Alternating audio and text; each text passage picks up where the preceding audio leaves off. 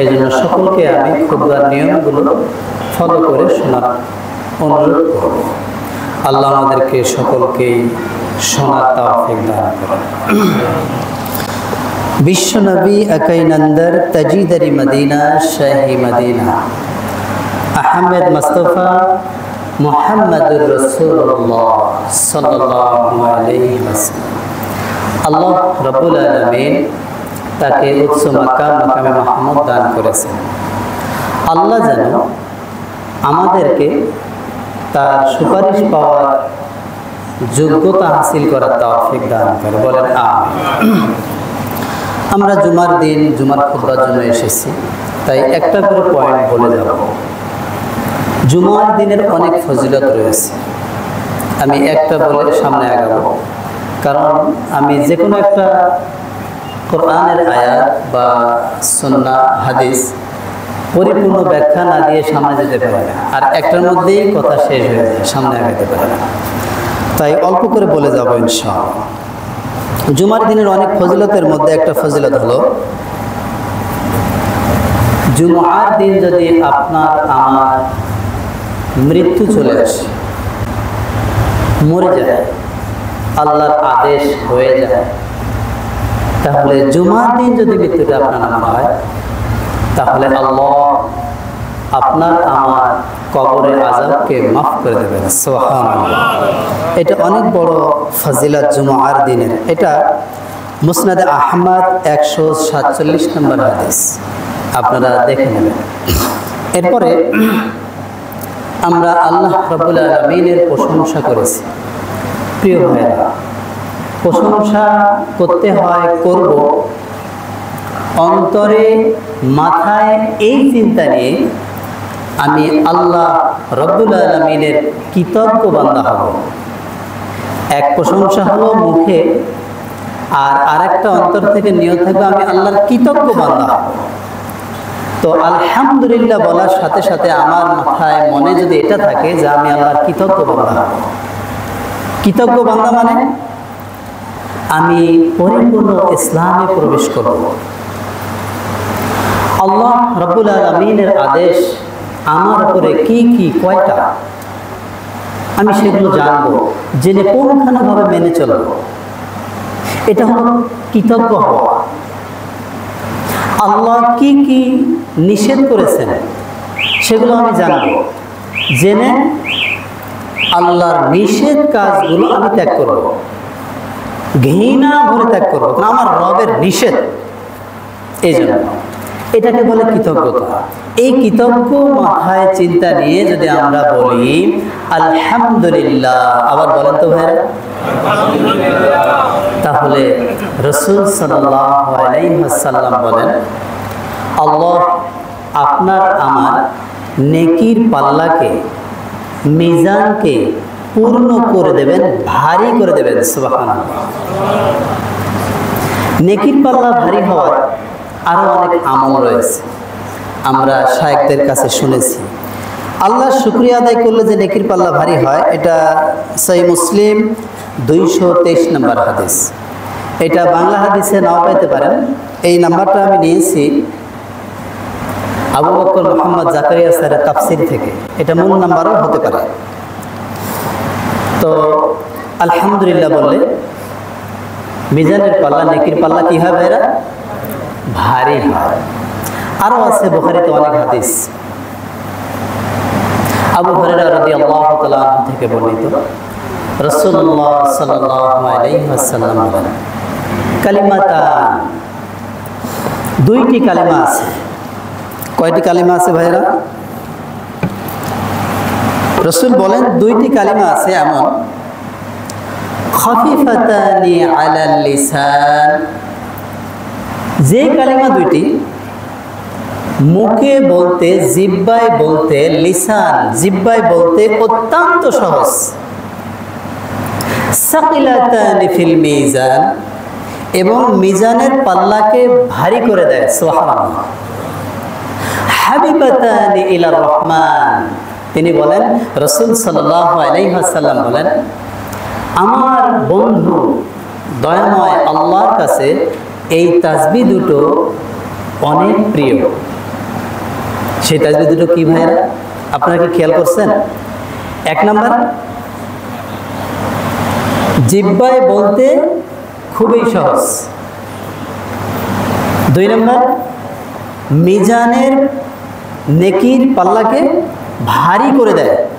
3 number, আল্লাহর কাছে তাসবিহটা খুবই প্রিয়। রাসূল সাল্লাল্লাহু আলাইহি ওয়াসাল্লাম বলতেছেন তাসবিহটা কি ভাইরা? সুবহানাল্লাহি ওয়া বিহামদিহি সুবহানাল্লাহিল আযীম। আমরা কি একবার করে বলতে পারি? সুবহানাল্লাহি ওয়া বিহামদিহি সুবহানাল্লাহিল আযীম। এটা সহিহুল বুখারী 6406 নম্বর হাদিস। আপনি তাসবিহটা পাবেন এবং পড়বেন, মুখস্থ করবেন, সকাল বিকাল পড়বেন। আল্লাহ যেন আমাদের নেকির পাল্লাকে ভারী করে দেন। সুবহানাল্লাহ। আমরা হয়তো সবাই উপলব্ধি কম করেছি, কম বুঝেছি। নেকির পাল্লা ভারী হলে কি হয়, কি হবে? আল্লাহ রাব্বুল আলামিন কোরআনুল কারিমে বলেন, فَأَمَّا مَنْ ثَقُلَتْ مَوَازِينُهُ فَهُوَ فِي عِيشَةٍ راضية। কোরআনুল কারিমে 30 পারায় 101 নম্বর সূরা কারিয়া আসনা ভাইরা, আল্লাহ বলেন যার নেকির পাল্লা ভারী হবে সে পাবে, তাকে দেয়া হবে, সে লাভ করবে সন্তুষ্টজনক আনন্দময় সুখের জীবন। বলেন সুবহানাল্লাহ। আমরা কি বলতে পারি ভাইরা এই আনন্দময় সুখের জীবন কোনটা? জান্নাত, জান্নাত, জান্নাত। সুবহানাল্লাহ। অর্থাৎ নেকির পাল্লা যার ভারী হবে আল্লাহ রাব্বুল আলামিন তাকে মাফ করে জান্নাতে প্রবেশ করাবেন। সুবহানাল্লাহ। সে সন্তোষময় জীবন পেয়ে যাবে, সে খুব আনন্দ পেয়ে যাবে, নিজেও নিজের মধ্য থেকে আনন্দ লাভ করবে। তো এখানে আমি আরেকটা জিনিস বলতে চাই, তারপরে সামনে আগাবো। সেটা হলো আমরা যত ইবাদত করছি সব ইবাদতের উদ্দেশ্য হলো আমাদের 3টা। কয়টা উদ্দেশ্য ভাইরা? 3টা। খেয়াল রাখবেন, দরকার হলে লিখে রাখবেন। আর সবাইকেই লেখাপড়া করতে হবে, সবাইকেই জানতে হবে। এটা ইসলামের ঈমানের দাবি, আপনাকে জানতে হবে।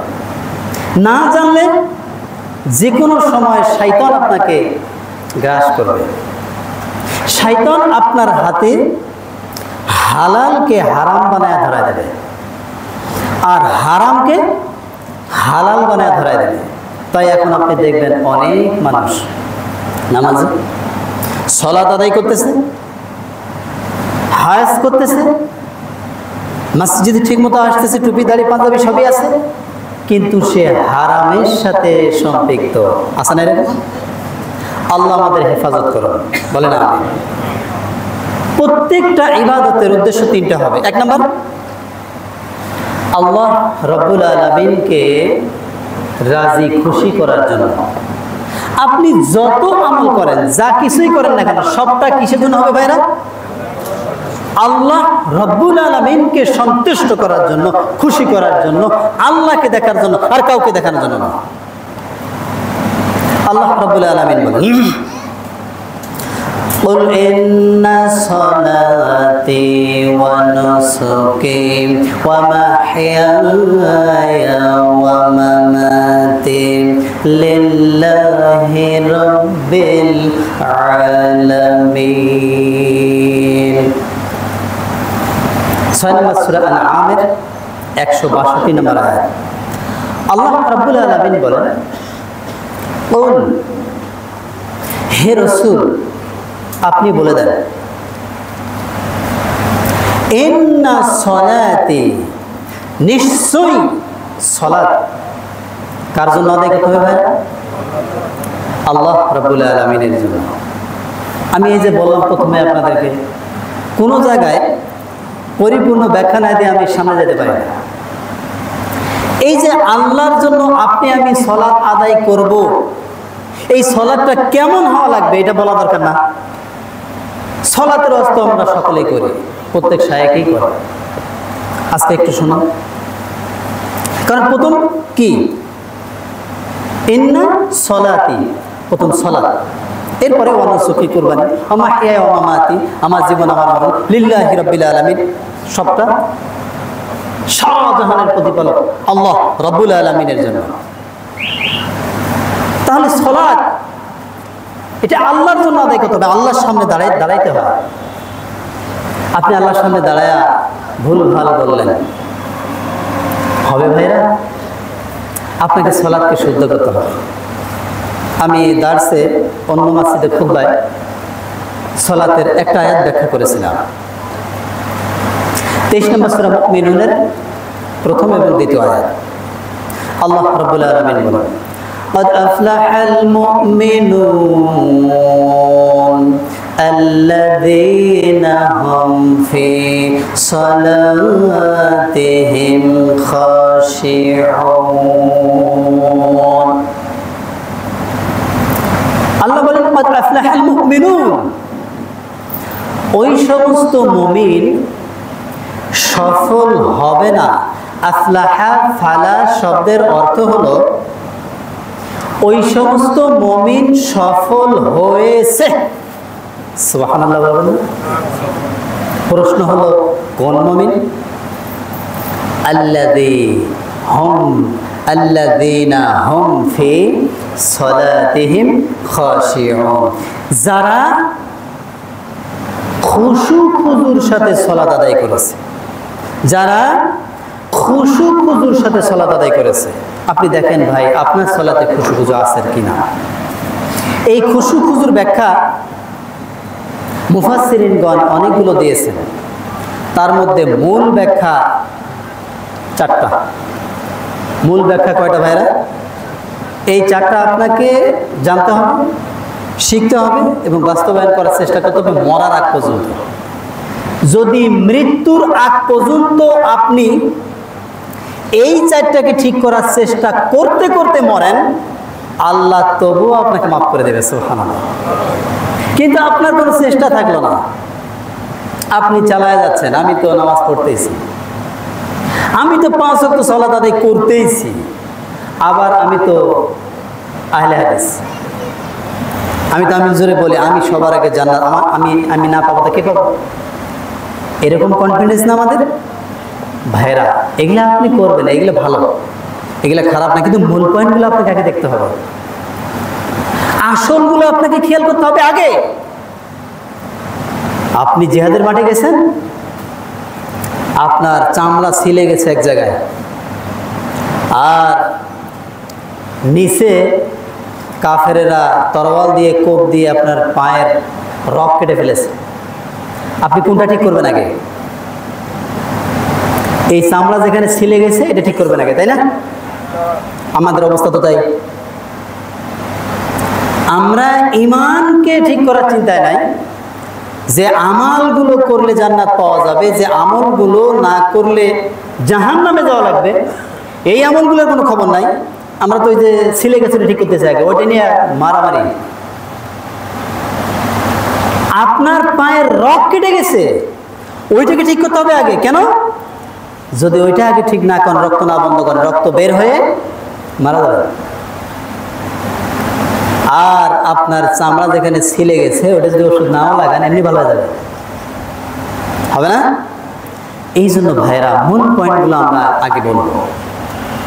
তো সলাতে খুশু খুজুর মূল ব্যাখ্যা যে 4টা। 1 নাম্বার, আপনি সলাত শুরু করবেন তাকবীরে তাহরিমা থেকে, তাই না? তাকবীর আল্লাহু আকবার।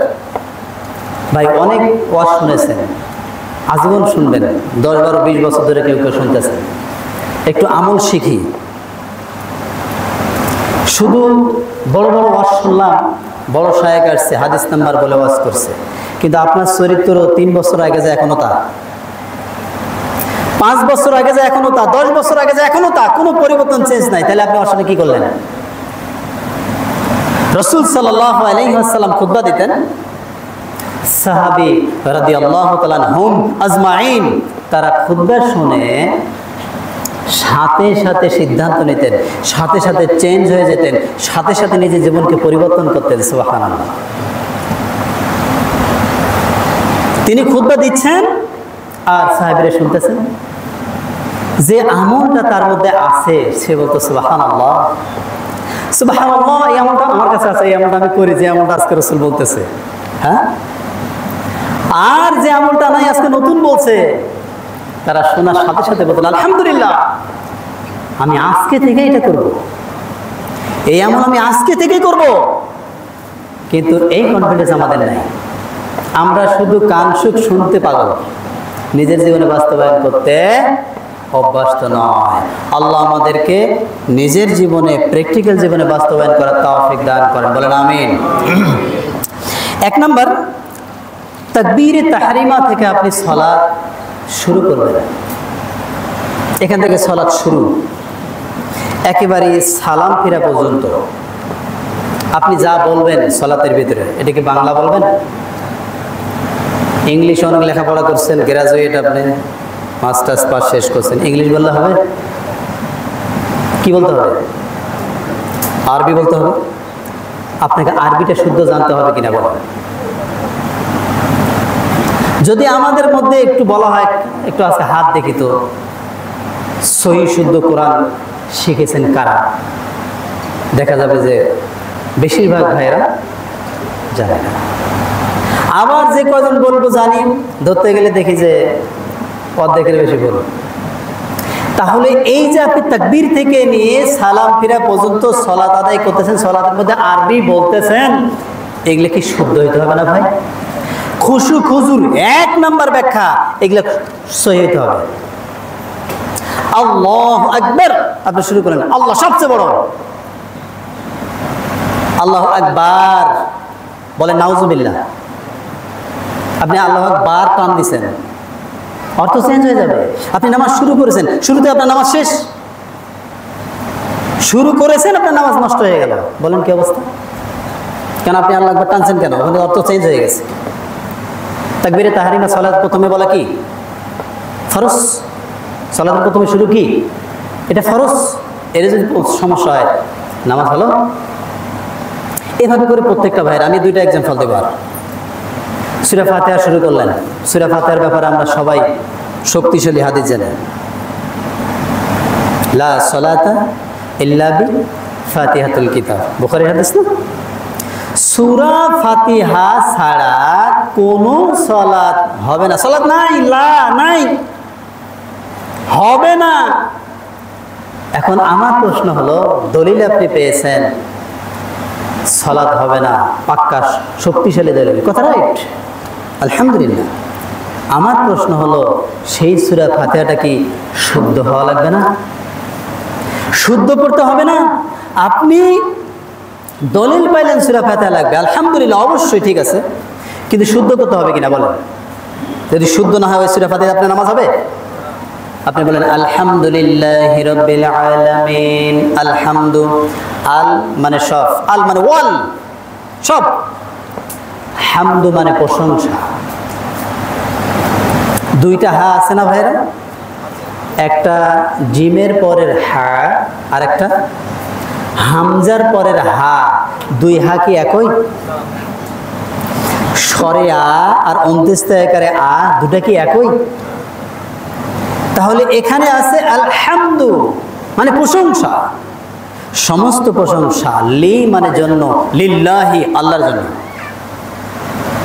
আপনি এখন এই ছোট হা দিয়ে বললেন, হামজার পরের হা দিয়ে বললেন আলহামদু, আপনি শুদ্ধ জানেন না, শিখেন না, তাহলে এবার অর্থ কি হয়ে যাবে?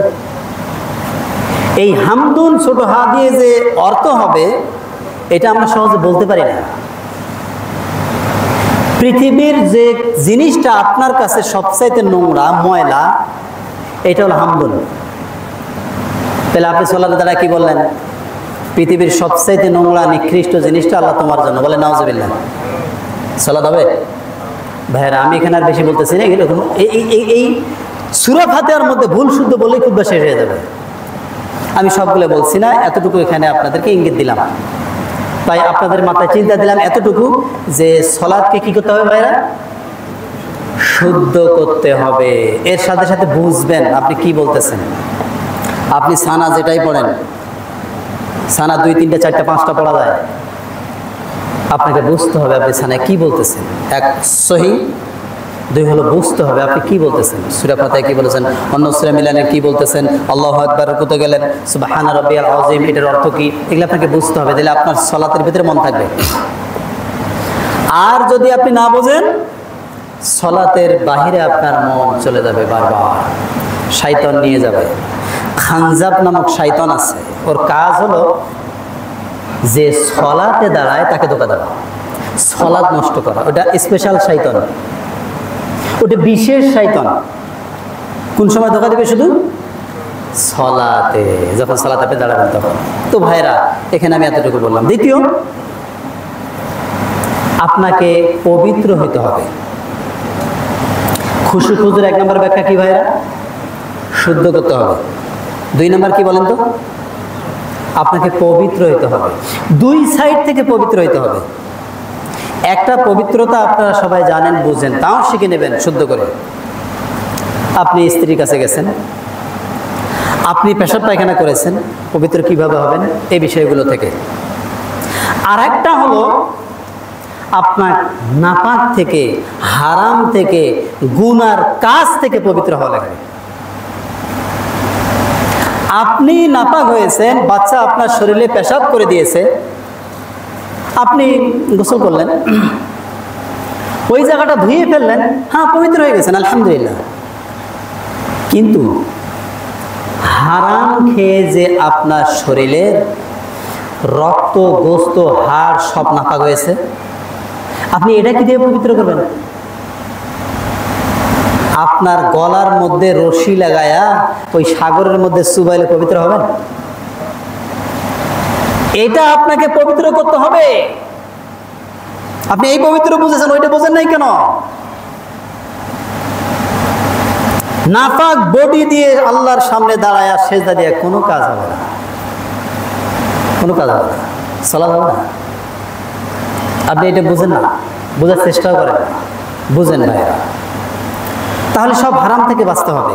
এই 2 সাইড থেকে পবিত্র হওয়া লাগবে। আমরা সুবহানাল্লাহ বলি না? বলেন দিই সবাই সুবহানাল্লাহ। সুবহানাল্লাহ মানে কি?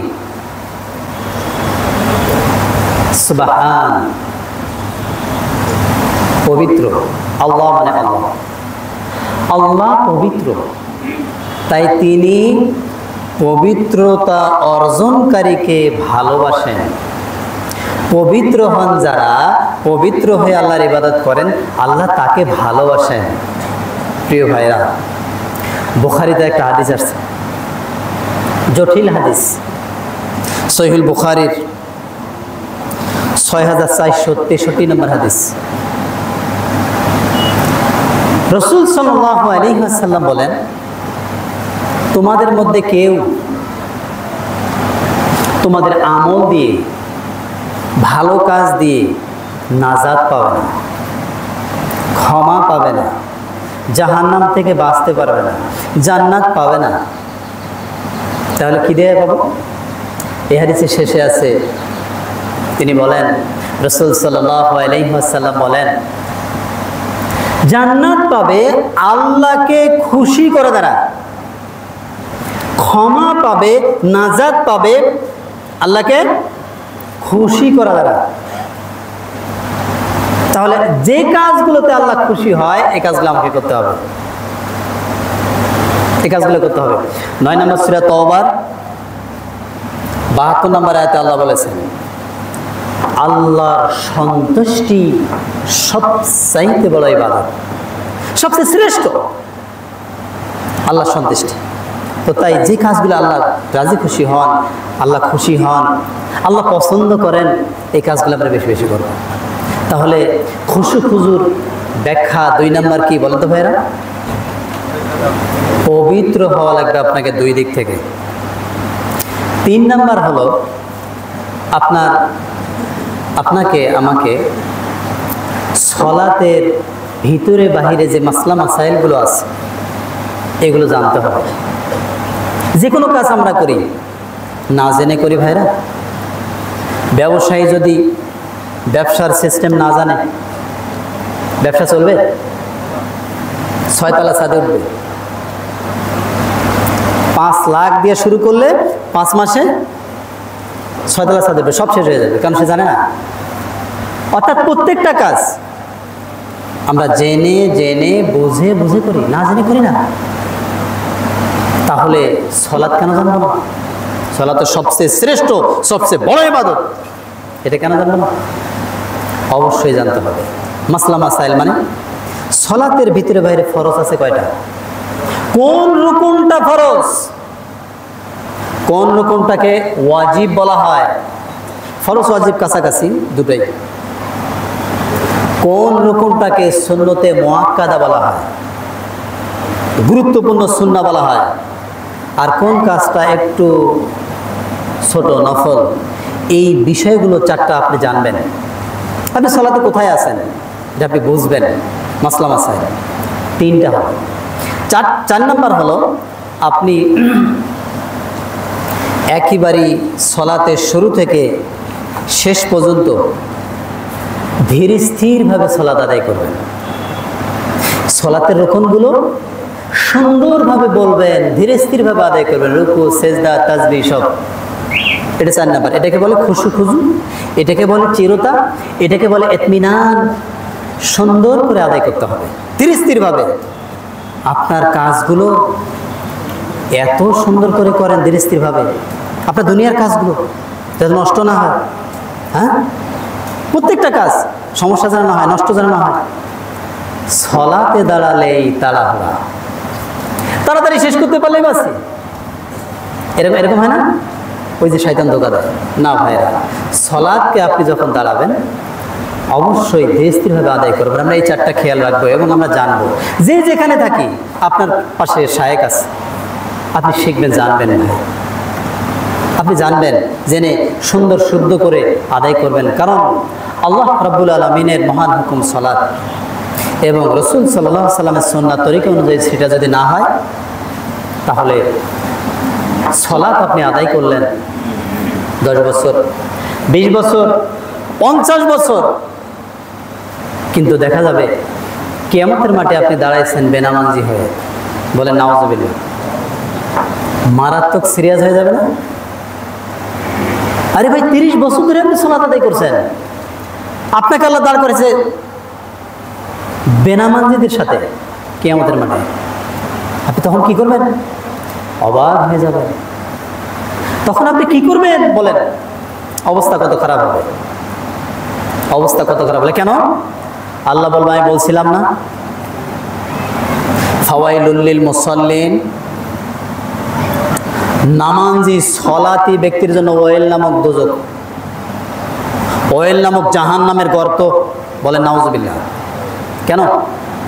এটার উত্তর আল্লাহ বন্ধ রাখেন না, আল্লাহ দিয়েছেন, আল্লাযীনা হুম আন সলাতিহিম সাহুন। সাহুন, সাহুন মানে ভুল। সাহুন মানে কি বলেন? সে সালাত আদায় করেছে কিন্তু তার সালাত ভুল, তার সালাত হয় নাই, সে সালাত বুঝে না, সে সালাত শিখে নাই, নিজের ইচ্ছা মতো আদায় করেছে। যেমন সব কাজ নিজের ইচ্ছা মতো করেছে, নিজেকে সে অনেক জ্ঞানী মনে করেছে। আমার চাইতে বোঝে কে? এটা আমি যেমনি করবো এমনি হবে। এটাকে মুফাসসিরিনগণ বলেছেন তাগুত। যে প্রবৃত্তির অনুসরণ করে নিজের জ্ঞানকে বেশি বড় মানবে, তাকে কি বলা হয়েছে? তাগুত বলা হয়েছে। তাগুতের ইবাদত কবুল হয়? কবুল হয়। তো এই জন্য আমার অনুরোধ ভাইরা, সালাত আমরা ঠিক করব। এরপরে বলো ইন্না সালাতি ওয়া নুসুকি। নুসুকি এই অন্নাহার মানে কোরবানি। এটা কোরবানি 2টা ব্যাখ্যা হতে পারে। এক, আপনি ইসলামের জন্য যে কোরবানি করেন, ইসলামের জন্য আমরা কোরবানি করি না? এই যে আপনি দূর থেকে আমাদের মসজিদে সালাত আদায় করতে আসছেন, জুমার সালাত, এটা একটা কোরবানি। এক ভাই বিপদে পড়ে গেছে, আপনার কাছে বলছে আপনার আছে, আপনি তাকে হেল্প করেছেন, এটা কোরবানি। এইভাবে ইসলামের যত ভালো কাজ আছে আপনি কষ্ট মুজাহিদা দিয়ে করবেন, এগুলো সব কোরবানি। এরপরে জুলহাজ মাসের কয় তারিখে কোরবানি দেই আমরা? 10 তারিখে। ওইটাও কোরবানি, ওইটাও কোরবানি। ভাইয়েরা, বিষয়গুলোকে খুব খেয়াল করতে হবে, খুব খেয়াল করতে হবে।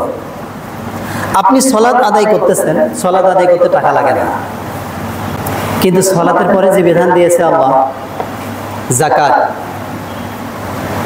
আপনার উপরে যাকাত ফরজ, আপনি যাকাত দেন না। আপনি এখানে সুবিধাবাদ হয়ে গেলেন, আপনি বলেন আমার টাকা নাই, টাকা সব জমে গেছে, কিন্তু আপনি আবার কোরবানির সময় 1.5 লাখ 1,80,000 টাকা দিয়ে গরু কিনে কোরবানি দিচ্ছেন। মানে কি? মানুষ দেখবে আমি এত বড় গরু কিনছি, কোরবানি দিয়েছি, আমি এলাকার মাতবর, আমি তো কোরবানি না দেই, কেমন দেখে না? তাই দিল সে, কিন্তু যাকাত নাই, টাকা নাই। কান খাড়া করে শুনে রাখেন ভাইয়েরা, 41 নম্বর সূরা হামিম আস-সিজদা, আমি প্রথমে বলেছি, আমি একটা কথাও আপনাদের সামনে অপ্রয়োজনীয় বলবো না। আমি আল্লাহর কাছে দোয়া করি, আল্লাহ যেন আমাকে সব সহি কথা বলার তৌফিক দান করে, বলেন আমিন।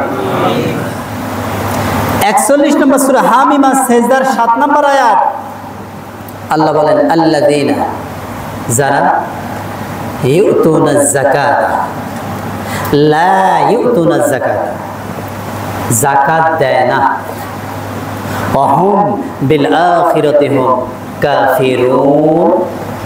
আল্লাহ কি বলে দেখেন, যাদের উপরে যাকাত ফরজ কিন্তু তারা যাকাত দিচ্ছে না,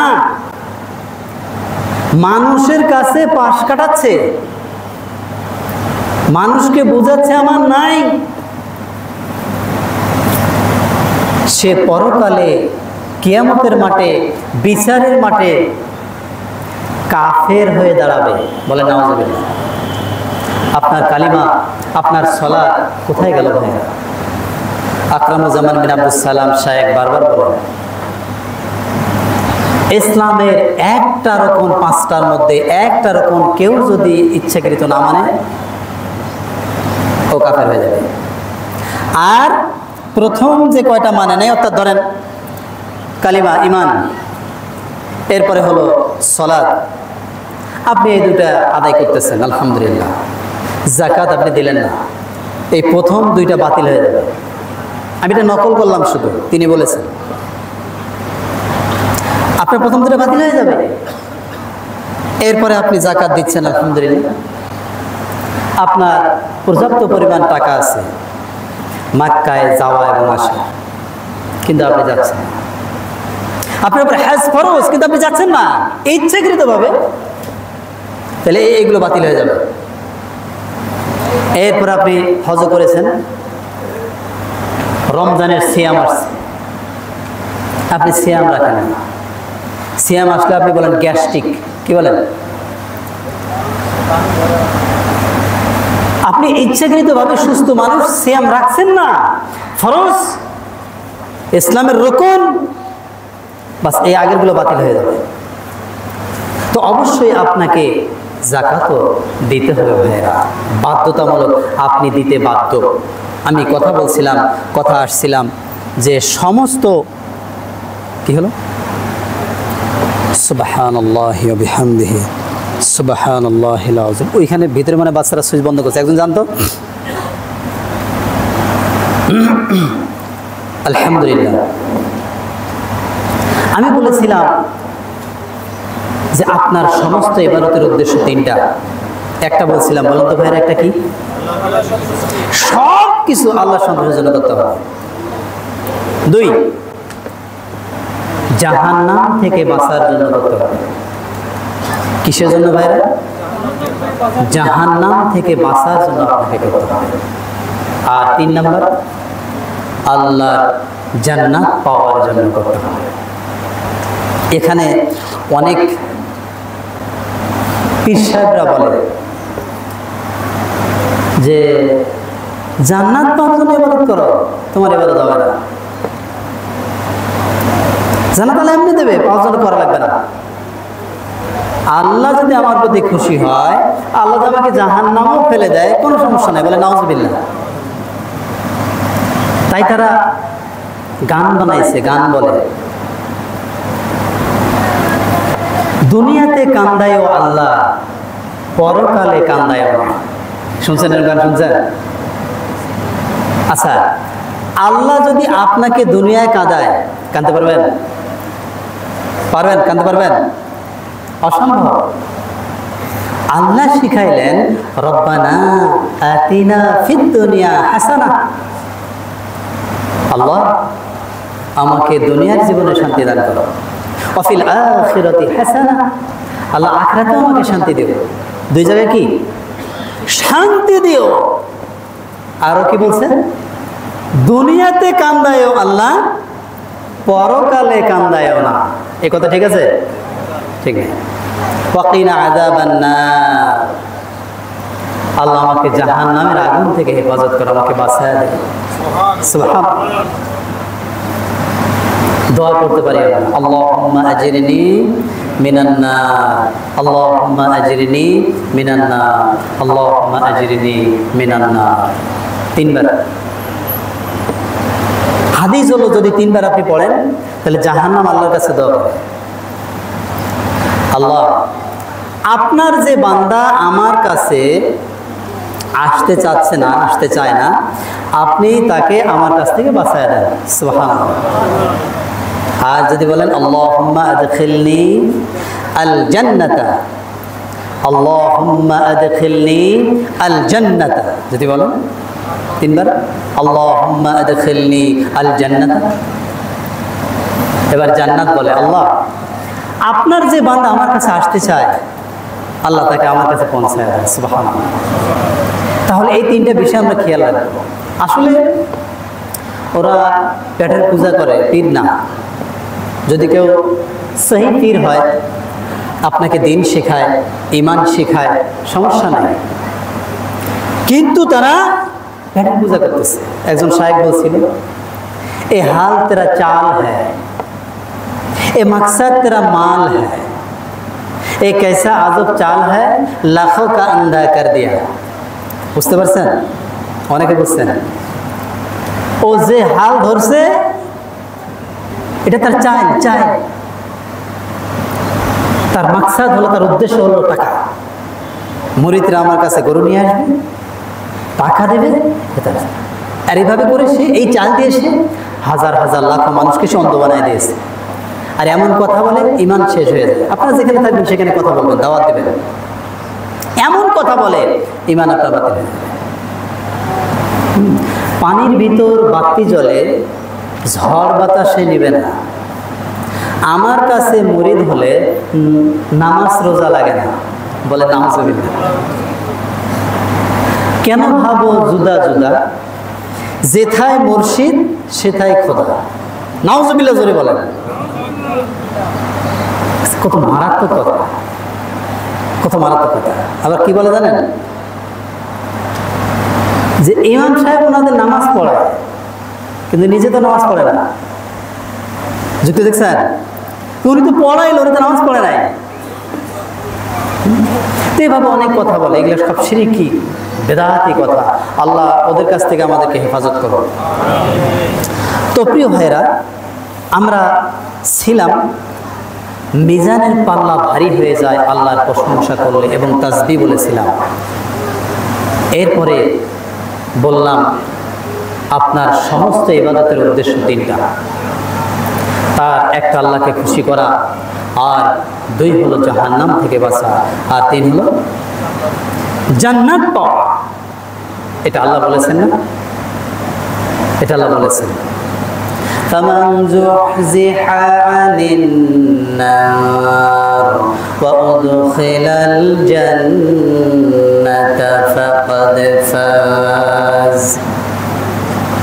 3 নম্বর সূরা আল ইমরানের 185 নম্বর আয়াত। আল্লাহ বলেন, যে ব্যক্তিকে জাহান্নাম থেকে বাঁচানো হলো বা বেঁচে গেল আর চির শান্তিময় চিরদিনের জন্য জান্নাতে প্রবেশ করানো হলো, এই ব্যক্তি কেবল সফল হয়ে গেল। সুবহানাল্লাহ, এই ব্যক্তি সফল। আমরা কি মনে করি চাওয়ার যত ধন সম্পদ হবে, প্রাচুর্য হবে, বড় ডিগ্রি হাসিল করবে, 1 কোটি টাকার চাকরি করবে, গাড়ি বাড়ি সম্পদ দুনিয়ার, এগুলোকে আমরা সফল মনে করি? এগুলোকে আমরা সফল মনে করি? আপনি সারা পৃথিবীর মালিক হলেন, সফল হয়েছেন? কি সফল হয়েছে? রাসূল সাল্লাল্লাহু আলাইহি ওয়াসাল্লাম বলেন, চাবুক দিয়ে ঘোড়া পিটায় না, এই চাবুকটা জমিনে রাখলে কতটুকু জায়গা নেয়? এতটুকু জায়গা জান্নাতের সারা পৃথিবী বিক্রি করলে আপনি কিনতে পারবেন না। এতটুকু জায়গা, আপনি কি সফল হলেন? আর কি সফলতা দিয়ে আপনি লাফাচ্ছেন? নিজেকে ধ্বংস করতেছেন, নিজেকে পরিপূর্ণ ধ্বংস করতেছেন। এটা নিয়ে লাফায় না, আপনি সামনে আগান।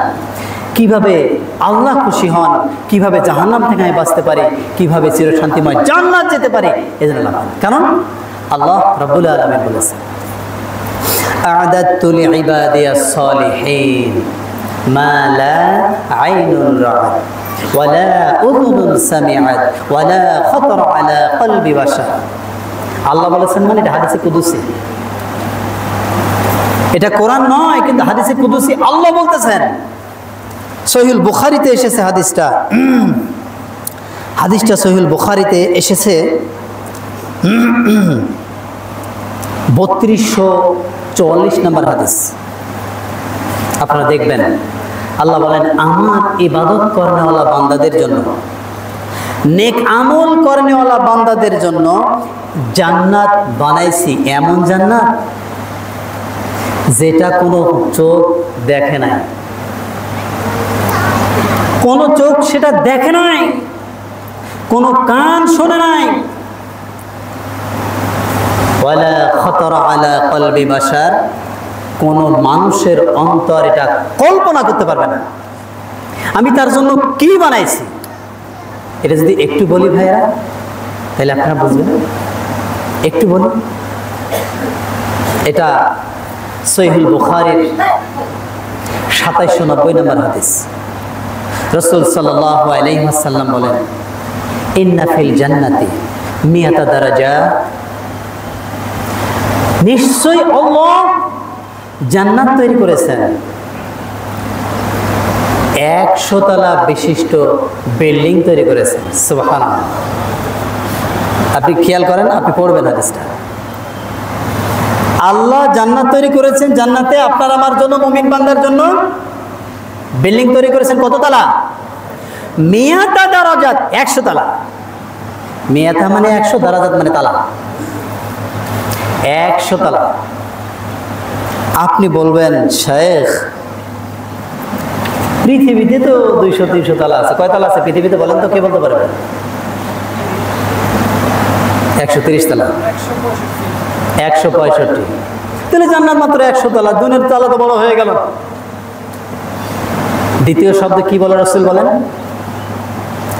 মা বাইনাদ দারাজাতাইন, জান্নাতের এক তলা থেকে আরেক তলার দূরত্ব, কামা বাইনাস সামাওয়াতি ওয়াল আরদ, একতলা থেকে আরেক তলার দূরত্ব হলো জমিন থেকে আকাশ। সুবহানাল্লাহ, এইভাবে 100 তলা। আপনার দুনিয়ার বিল্ডিং মিলছে? মিলবে কোনোদিন? একতলাই তো হবে না। এই কথা যখন রাসূল বললেন সাল্লাল্লাহু আলাইহি ওয়াসাল্লাম, আবু হুরায়রা রাদিয়াল্লাহু তাআলা আনহু বসে থাকতে পারলেন না, তিনি দাঁড়ায় গেলেন। ইয়া রাসূলুল্লাহ সাল্লাল্লাহু আলাইহি ওয়াসাল্লাম, এত বড় জান্নাত আল্লাহ কি দিয়ে বানাইছে? রাসূল সাল্লাল্লাহু আলাইহি ওয়াসাল্লাম বললেন, এই জান্নাতের প্রথম ইটটা হলো স্বর্ণের, আর দ্বিতীয় ইটটা হলো রূপার। সুবহানাল্লাহ। আপনি এই জান্নাত পাওয়ার জন্য কি করতেছেন ভাইরা? এই জন্য বলছে এই সালাতকে ঠিক করে, সালাতের ব্যাখ্যা বলছে। এরপরে এর মশলা হবে মিশকাম্বর, সুঘ্রাণ। জান্নাতের বিল্ডিং থেকে চিরদিন সুঘ্রাণ বের হতে থাকবে, আপনি পাবেন। সুবহানাল্লাহ। মণিমুক্তা হীরা পানা হবে ছাদ। আমরা এই যে মসজিদ বানাচ্ছি, আল্লাহ তাওফিকে এই ইট বালু সিমেন্ট দিয়ে ছাদ দিতে পারি না, তাই না? তাতেই আমাদের অবস্থা খারাপ, ঋণ হয়ে গেছে।